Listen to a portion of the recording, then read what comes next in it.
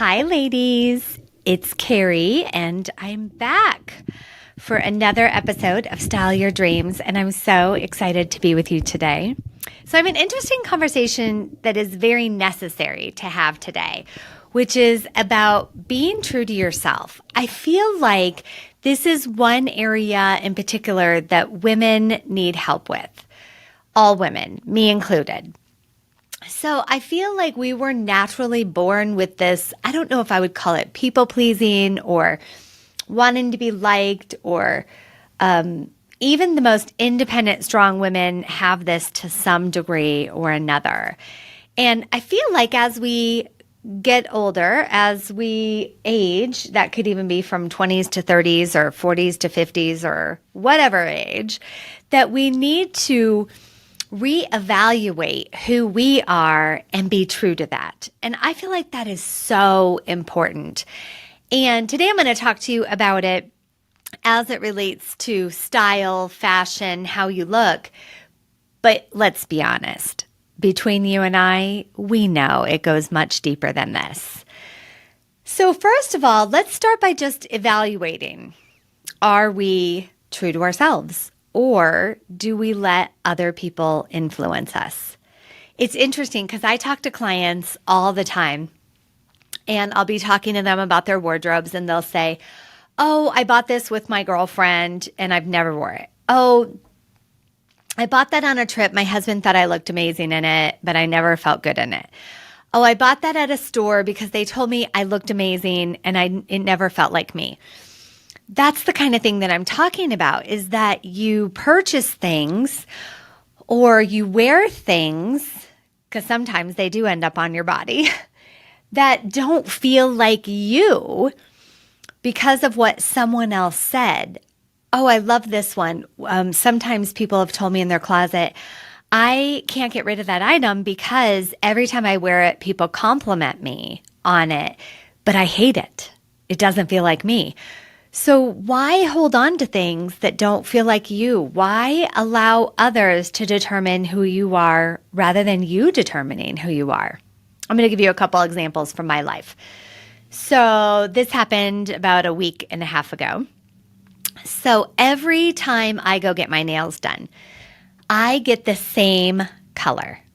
It's a light pink shade. Well, not the exact same. It's a light pink shade.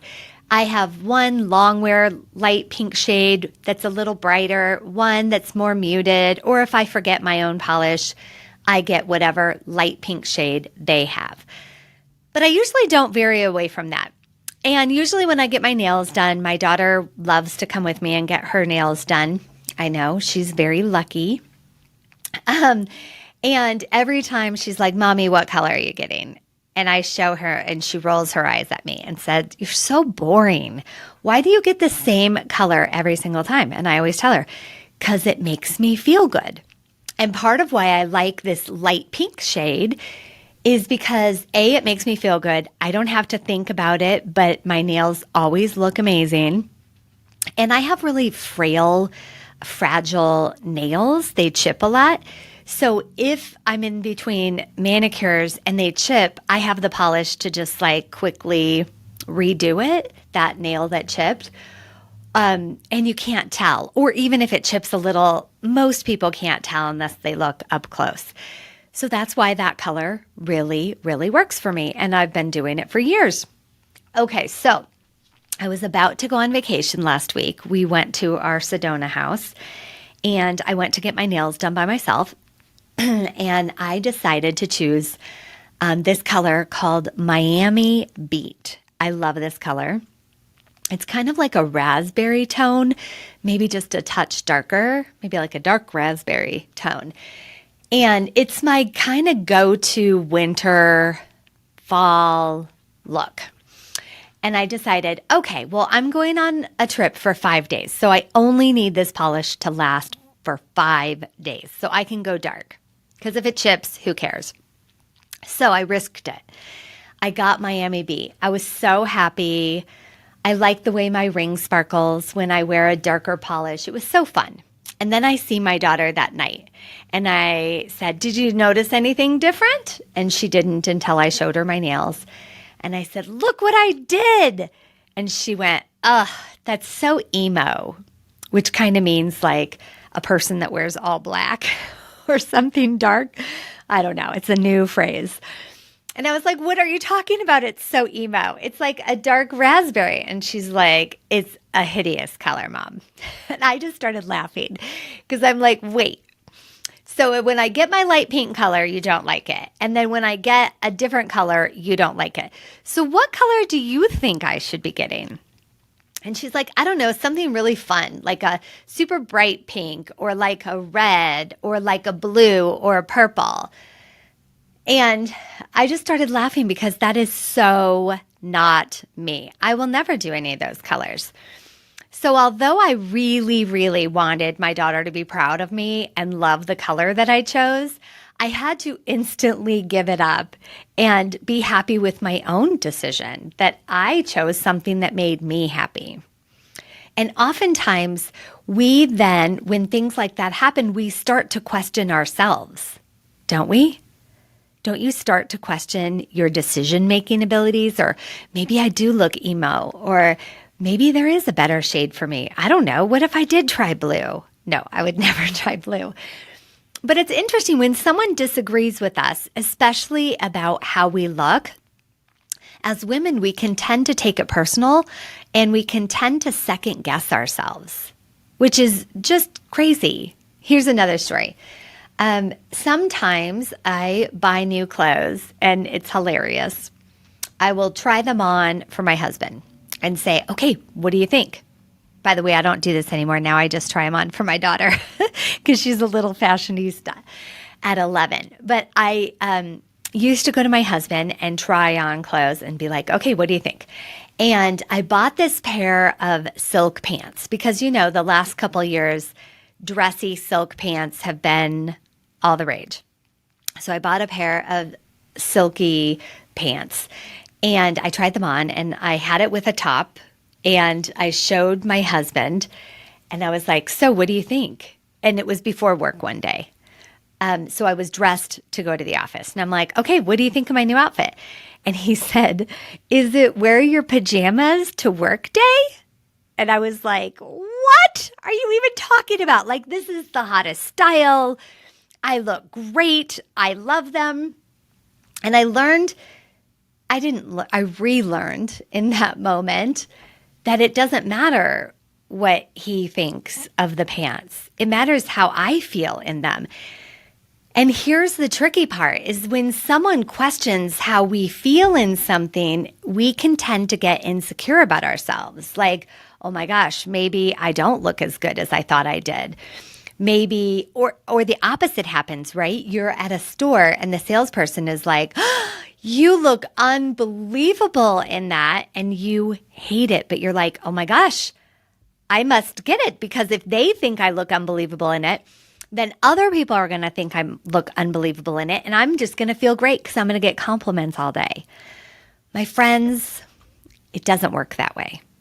I'm sure you've already realized this. This is probably just a reminder.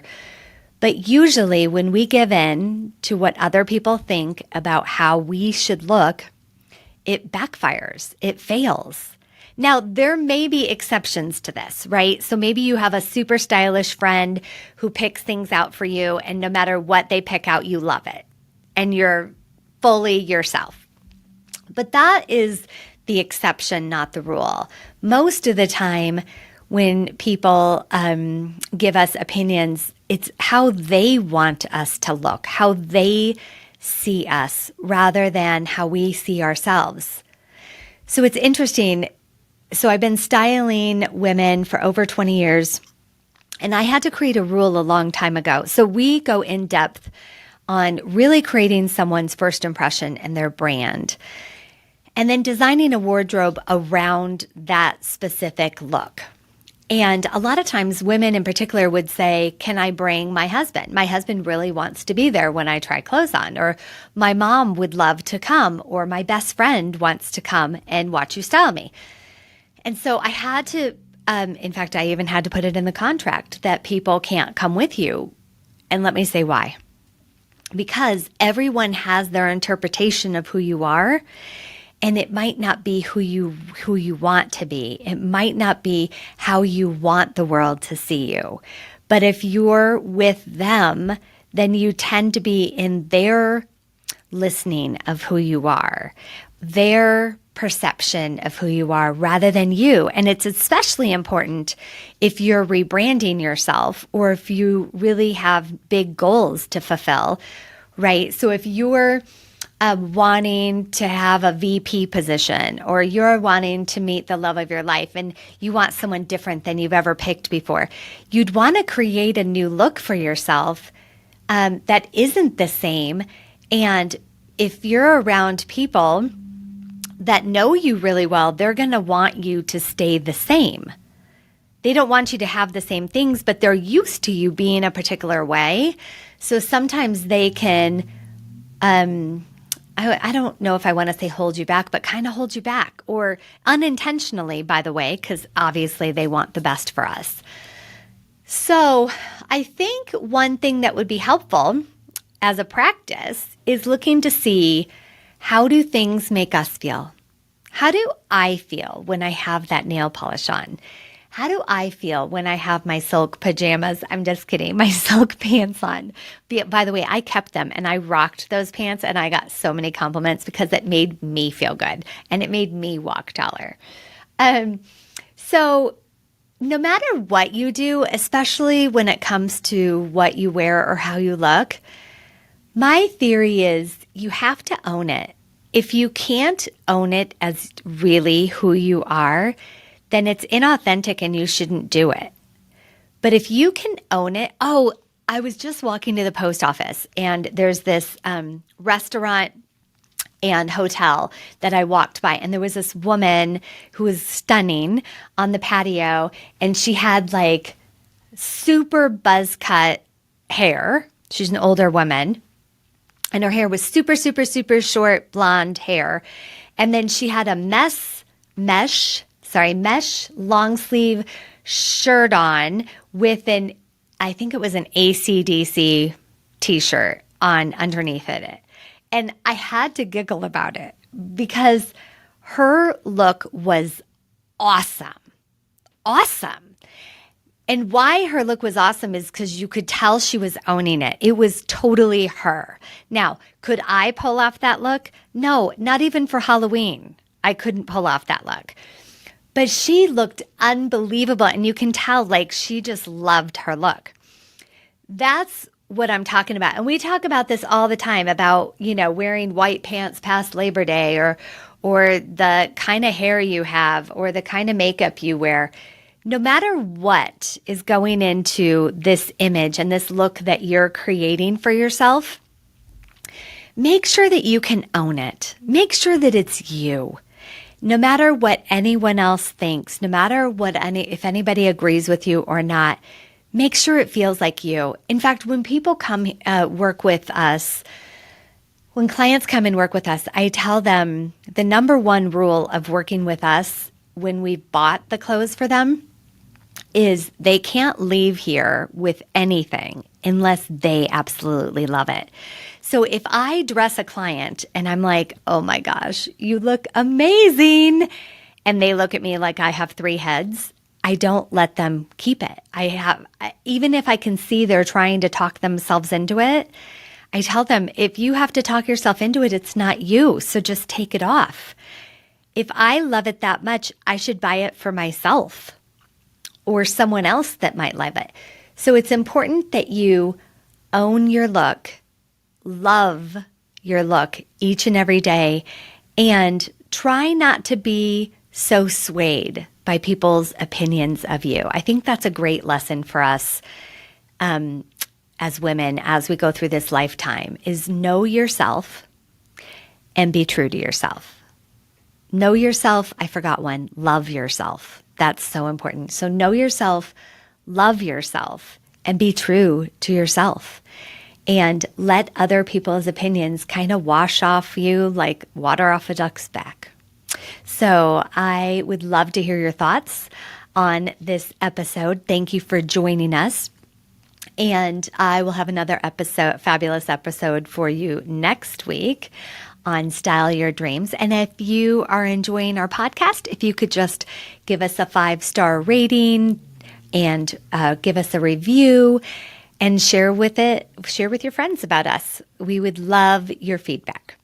Okay, thank you so much. Have a fabulous week, and we'll talk to you soon. Bye.